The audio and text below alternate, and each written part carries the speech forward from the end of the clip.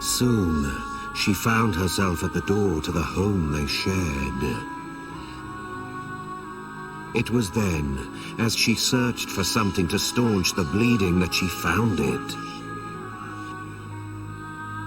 A stack of journals in a drawer.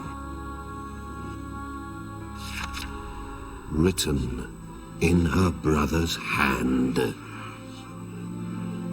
She could scarcely bear to look at them. Absent parents sorely missed, loss, rage at the one who took them. It was the same, all of it. She felt the same as he had all those years ago. And now she felt the same as him once his vengeance was done. His writing wavered. One page after the next, he confessed his guilt, his agony. By sacrificing her parents, the boy had come to understand. He'd had no choice but to, once their souls lay inside him. The depths of guilt that weighed upon the pair he slew. They had even resolved to end their lives as penance. But each time they desisted, unable to leave their boy alone. His right arm surged with regret. It was mirrored in the regret young Lenixian felt himself. Seeing a fellow orphan share in his pain brought him no solace. His shame and regret made him wish he could disappear from this world. But sure enough, it was the girl's presence that stopped him.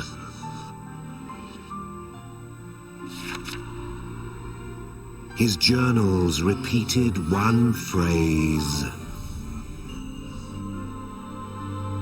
Why did I not realize sooner? Until someone elects forgiveness, the cycle of hate is never broken. Indeed, as she read his words, the girl felt his same guilt.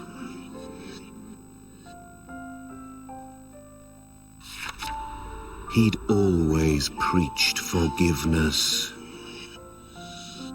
Not the sort that applied only to him, not a convenient absolution for his crimes. It was a lesson born of regret, the choice he'd failed to make. As she battered him, he'd taken it, then spoken these words. Stop now, it's for the best. He had long wished for death. That was no plea for mercy. No good can come of vengeance. It was a plea that the sister he loved be free from this pain he lived with.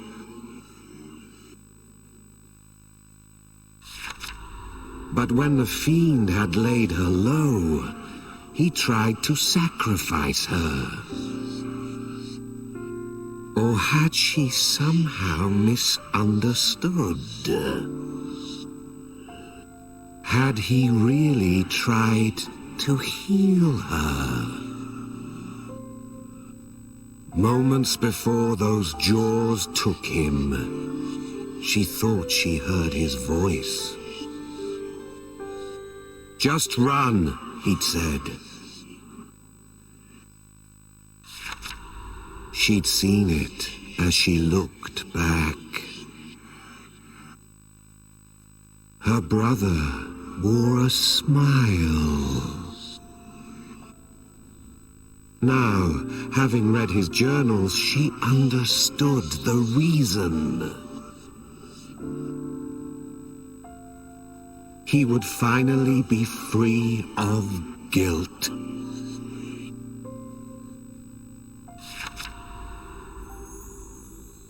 Now at the journal's end, the girl sat holding her knees and wept. Just as he'd written, beyond revenge, only emptiness awaited. Why had she not forgiven him? Her brother's words perfectly framed the girl's emotions. She began to claw at her breast, as if to scrape away her guilt. A spiral of hatred. An endless black chain bound tight around her body. As her parents and her brother had before her, she thought to end it. But each time she saw his face and could not follow through. If she died here, what meaning did his suffering have? For what had he persevered and raised her?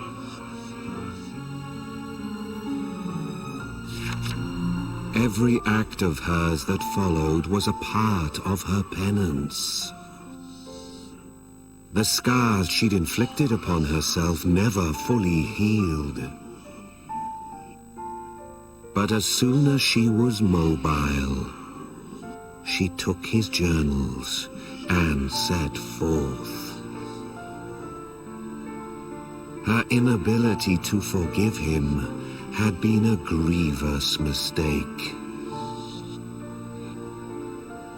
As if to shout that to the heavens, she began saving others. To do what she had not that night. If she could just go back, she would forgive him. And so she saved others now. Each fiend she crossed, she saved. Not because she wished to, but in doing so, she found some forgiveness herself. Some atonement. She felt her actions could undo her past wrongs. In time, she found companions, kindred spirits who gathered around her cause. The value of forgiveness was something her brother had found at the bottom of self-hatred. His creed resonated now in the hearts of these new allies. She took up her brother's name, for the credit for this philosophy of forgiveness went to him, she felt. In turn, she cast her own name, Sympather, away. She appended her brother's journals, making a new book. A bloodless world, she called it, and it became their scripture. Those who wallow in anger are not saved by revenge. Only forgiveness. Word spread not long after. A new group had arisen, and the name Sanctuarium ran far and wide.